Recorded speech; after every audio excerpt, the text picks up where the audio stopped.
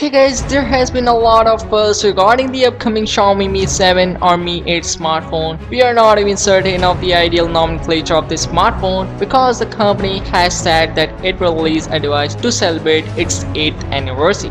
While some believe that two variants of the Xiaomi Mi 7 will be released at the end of May, others believe the two devices will be called Xiaomi Mi 7 and Mi 8. Ever wondered what the Mi 8 or 8th anniversary Mi 7 smartphone looks like on the front and rear? Here is probably the most accurate leak that we have seen so far. This smartphone comes with a full screen display, but it has that notch which is believed to house at least 7 sensors. The rear has a vertical line dual rear camera separated by an LED flash, and all these are located on the top left side of this phone. From what we know, the Xiaomi Mi 8 will be powered by Qualcomm's flagship processor Snapdragon 845 coupled with at least 6 GB of RAM. This smartphone is also set to come with a wireless charging support and with an in-screen fingerprint sensor. Yesterday, a video was leaked of a working in-display fingerprint sensor of Xiaomi Mi 8, and as you can see, the speed of Xiaomi Mi 8's in-display fingerprint sensor is really very fast, and also it will come with the 3D depth sensing camera technology like iPhone X Face ID.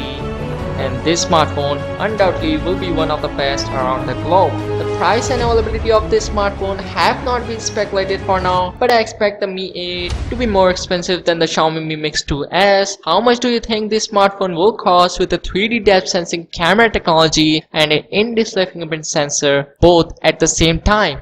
Let me know in the comments down and make sure to subscribe for the full coverage.